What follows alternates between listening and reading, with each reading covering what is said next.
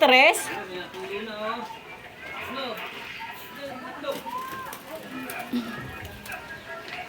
Wala, Lutuin na. Okay. Okay na. Okay.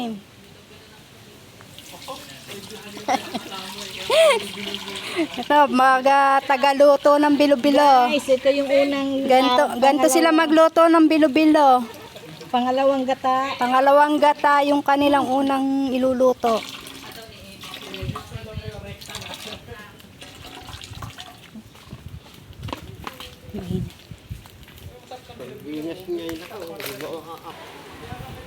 Ito ang kanilang bilo-bilo.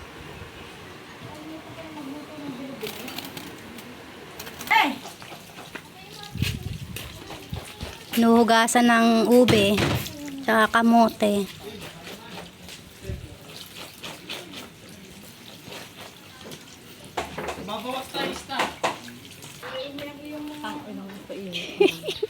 Mainit.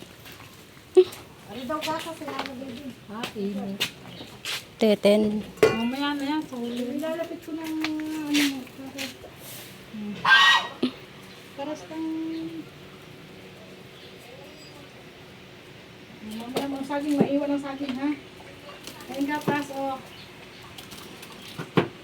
Hayaan mo siya, Ate Edith. Hindi. Eh kung ikaw, Ate Edith, ang nagluluto ng erags niya, ay mag-aral magluto, ane. Ayun, okay. Nasa na yung halo?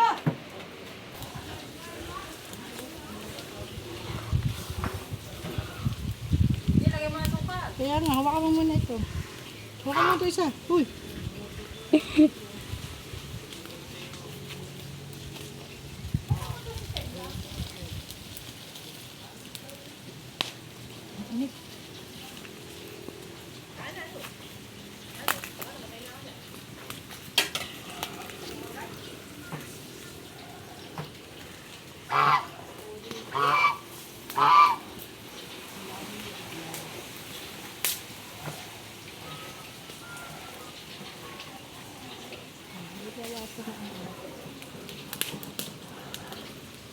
Ang ano?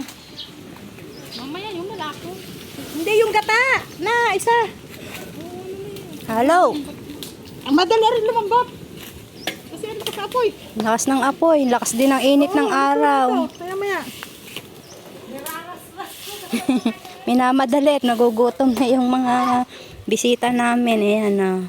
Pag ano na rin, saglit na ito. Yan pang aming mga bisita.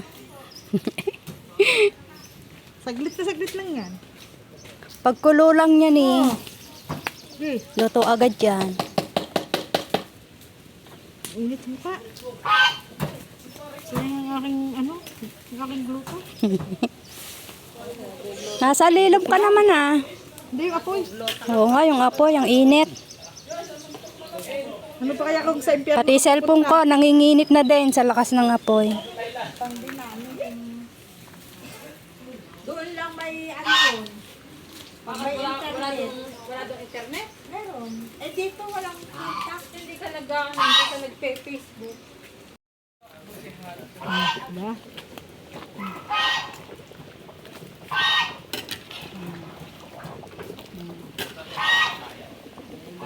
Isa-isa na paghilig ay di. Sinali na ang bilo-bilo. Pa dyan matapos.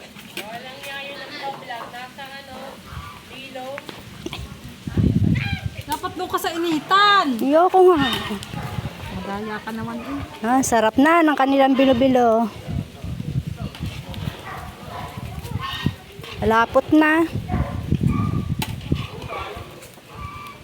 Init. Ang lapot na ng bilo-bilo niyan. Oh. Pagka nalamig yan, di malapot na yan. Lalapot na ang bilo-bilo. Malapit ng maluto.